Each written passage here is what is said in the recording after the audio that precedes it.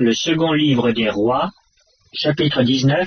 Lorsque le roi Ézéchias eut entendu cela, il déchira ses vêtements, se couvrit d'un sac et alla dans la maison de l'Éternel.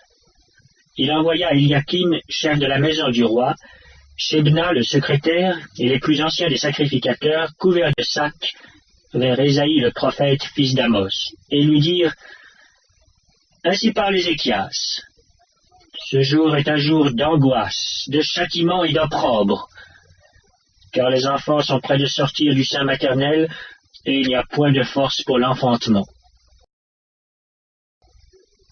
Peut-être l'Éternel, ton Dieu, a-t-il entendu toutes les paroles de Rabshaké, que le roi d'Assyrie, son maître, a envoyé pour insulter au Dieu vivant.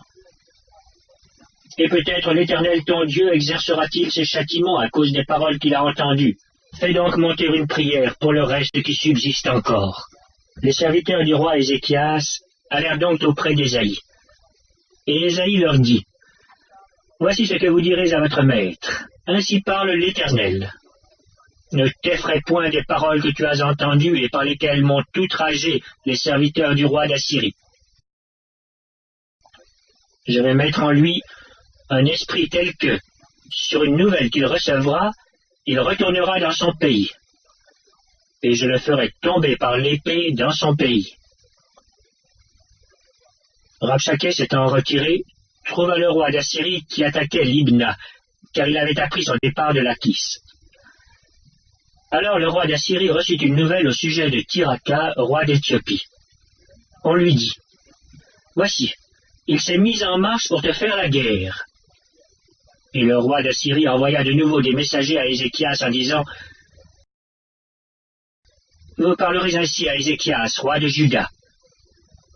Que ton Dieu, auquel tu te confies, ne t'abuse point en disant: Jérusalem ne sera pas livrée entre les mains du roi d'Assyrie. Voici, tu as appris ce qu'ont fait les rois d'Assyrie à tous les pays, et comment ils les ont détruits. Et toi, tu serais délivré? Le Dieu des nations que mes pères ont détruites, les ont-ils délivrés? Gozan, Caran, Retsef, et les fils d'Éden qui sont à Télassar?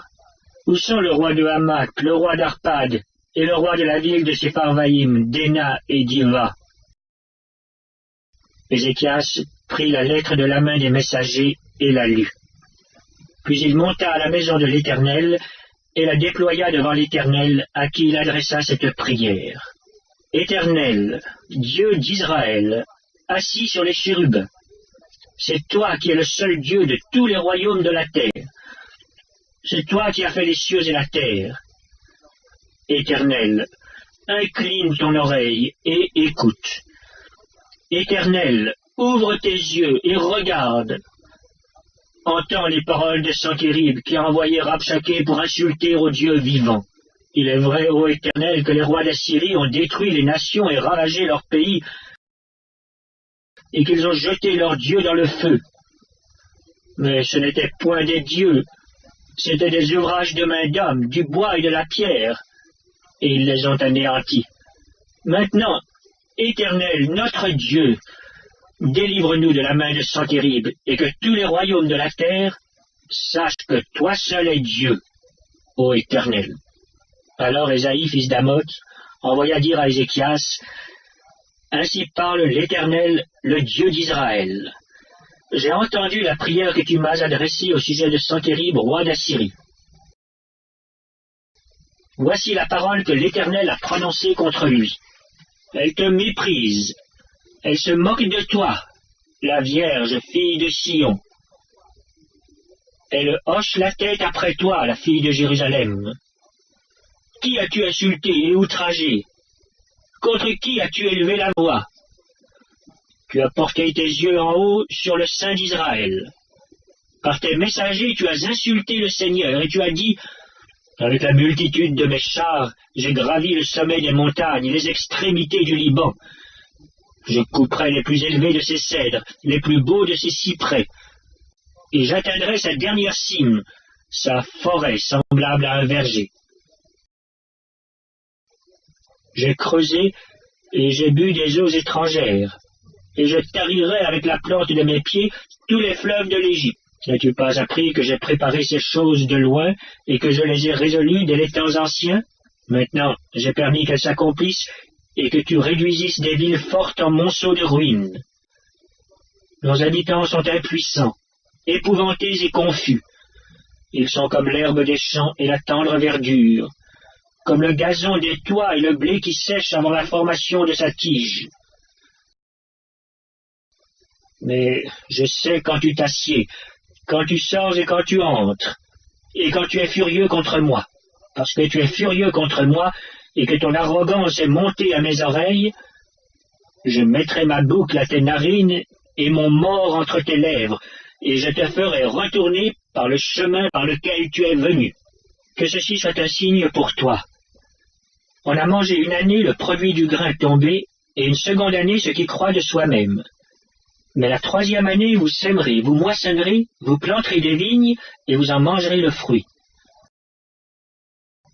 Ce qui aura été sauvé de la maison de Juda, ce qui sera resté, poussera encore des racines par-dessous, et portera du fruit par-dessus. Car de Jérusalem il sortira un reste, et de la montagne de Sion des réchappés. Voilà ce que fera le zèle de l'Éternel des armées. C'est pourquoi, ainsi parle l'Éternel sur le roi d'Assyrie.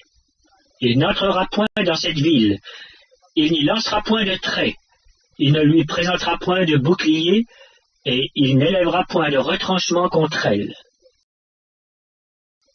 Il s'en retournera par le chemin par lequel il est venu, et il n'entrera point dans cette ville, dit l'Éternel. Je protégerai cette ville pour la sauver, à cause de moi et à cause de David, mon serviteur.